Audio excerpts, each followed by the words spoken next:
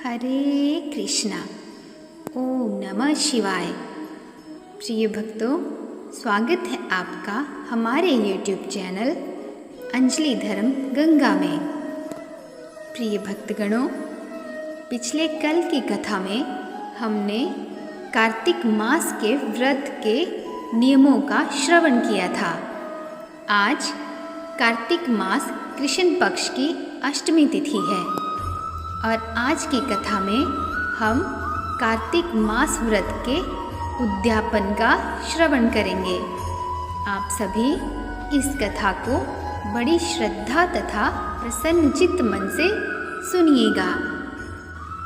जिसकी दया से सरस्वती भाव रही उपजाए, कार्तिक महात्म का कमल लिखे 8वां अध्याय। नारद जी बोले, अब मैं कार्तिक व्रत के उद्यापन का वर्णन करता हूँ, जो सब पापों का नाश करने वाला है। व्रत का पालन करने वाला मनुष्य कार्तिक शुक्ल चतुर्दशी को व्रतव की पूर्ति और भगवान विष्णु की प्रीति के लिए उद्यापन करे। तुलसी के ऊपर एक सुंदर मंडप बनवाए, उसे केले के खंभों से संयुक्त करके नाना प्रकार की धातुओं से उसकी विचित्र शोभा बढ़ाए। मंडप के चारों ओर दीपकों की श्रेणी सुंदर ढंग से सजा कर रखे। उस मंडप में सुंदर बंधनवारों से सुशोभित 4 दरवाजे बनवाए और उन्हें फूलों से तथा चंवर से सुसज्जित करे। द्वारों पर पृथक पृथक मिट्टी के द्वारपाल बनाकर उनकी पूजा करें। उनके नाम इस प्रकार हैं: जय, विजय, चंड, प्रचंड, नंद, सुनंद, कुमुद और कुमुदाक्ष। उन्हें चारों दरवाज़ों पर 2-2 के क्रम से स्थापित कर भक्तिपूर्वक पूजन करें। तुलसी की जड़ के समीप 4 रंगों से सुशोभित सर्वोत्त भद्र मंडल बनाए और उसके ऊपर पूर्ण पत्र तथा पंचरत्न से संयुक्त कलश की स्थापना करें। कलश के ऊपर शंख, चक्र, गदाधारी भगवान विष्णु का पूजन करें। भक्तिपूर्वक उस तिथि में उपवास करें तथा रात्रि में गीत, वाद्य, कीर्तन आदि मंगलमय आयोजनों के साथ जागरण करें। जो भगवान विष्णु के लिए जागरण करते समय भक्तिपूर्वक भगवत संबंधी पदों का गान करते हैं, वे सैकड़ों जन्मों की पाप राशि से मुक्त हो जाते हैं। जो मनुष्य भगवान के निमित्त जागरण करके रात्रि भर भगवान का कीर्तन करते हैं, उनको असंख्य गौदान का फल मिलता है। जो मनुष्य भगवान की मूर्ति के सामने नृत्य गान करते हैं, उनके अनेक जन्मों के एकत्रित पाप नष्ट हो जाते हैं। जो भगवान के सम्मुख बैठकर कीर्तन करते हैं और बंसी आदि बजाकर भगवत भक्तों को प्रसन्न करते हैं तथा भक्ति से रात्रि भर जागरण करते हैं, उन्हें करोड़ों तीर्थ करने का फल मिलता है।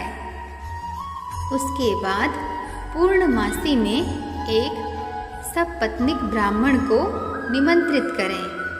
प्रातःकाल स्नान और देव पूजन करके वेदी पर अग्नि की स्थापना करें और भगवान की प्रीति के लिए तिल और खीर की आहुति दें।